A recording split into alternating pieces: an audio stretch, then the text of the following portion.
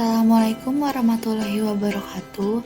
Halo semuanya, pada materi kali ini saya akan menjelaskan tentang pipelining dan pemrosesan vektor. Pipelining. Apa itu pipelining? Pipelining adalah teknik pemecahan atau pembagian suatu pekerjaan atau tugas menjadi beberapa sub-sub tugas dan mengeksekusi sub-tugas tersebut secara paralel. Pada pipelining terdapat tingkatan level. Tingkatan level tinggi dapat diterapkan pada proses pengeksekusian suatu program aplikasi, sedangkan tingkatan level rendah ketika bagaimana instruksi dijalankan pada mikroprosesor.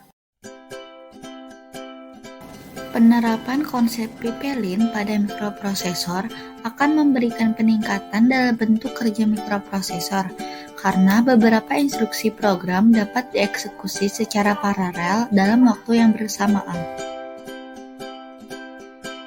Berikut ini merupakan contoh penerapan pipelining. Sebenarnya proses pipelining itu bisa kita temui dalam kegiatan sehari-hari, contohnya pada perakitan mobil. Diketahui pada proses perakitan mobil harus melalui beberapa tahapan, yaitu 4 proses. Nah, untuk menghasilkan satu unit mobil memerlukan waktu 40 jam. Tanpa teknik pipelining, maka perakitan mobil harus diselesaikan dahulu seluruhnya mulai dari awal. Akan berbeda hasilnya jika kita menggunakan teknik pipelining. Pipelin Arithmetic Unit.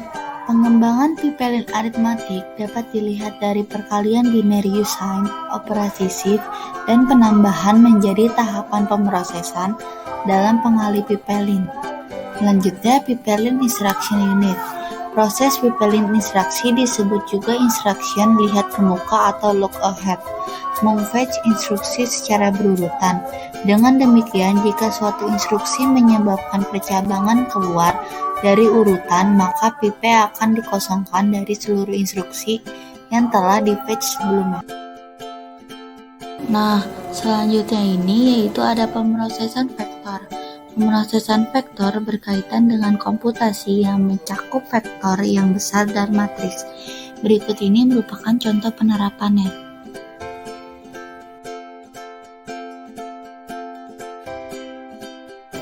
Apa sih perbedaan antara pemrosesan vektor dengan pemrosesan skalar?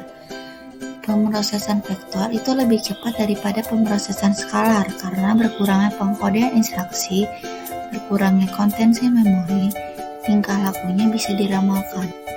Selanjutnya ini ada RISC atau Reduced Instruction Set Computer atau komputasi set instruction yang disederhanakan. Merupakan sebuah arsitektur komputer atau arsitektur komputasi modern dengan instruksi dan jenis eksekusi yang paling sederhana. Biasanya itu digunakan pada komputer berkinerja tinggi seperti komputer vektor. Karena RISC ini mempunyai karakteristik yaitu one cycle execution time, pipelining, dan large number of register. Berikut ini merupakan beberapa elemen penting pada arsitektur RISC. Yang pertama, set instruksi yang terbatas dan sederhana. Kedua, register general purpose yang berjumlah banyak. Ketiga, penekanan pada pengoptimalan pipelin instruksi. Berikut ini merupakan beberapa ciri-ciri dari RISC.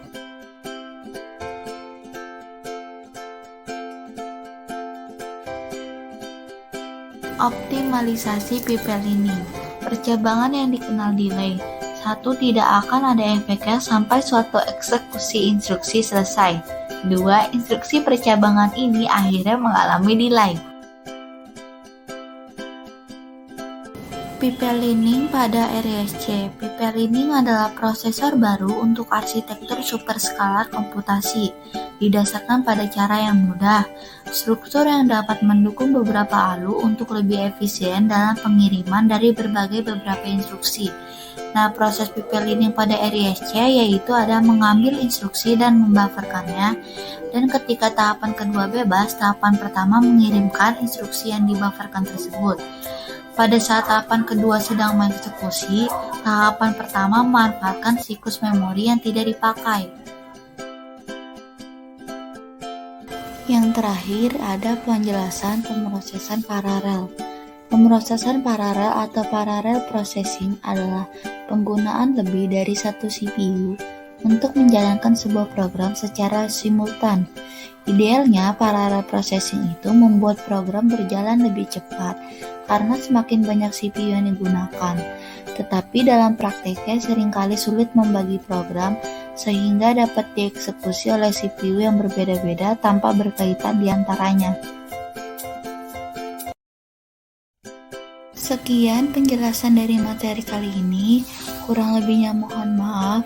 Wassalamualaikum warahmatullahi wabarakatuh. Sampai jumpa di materi berikutnya.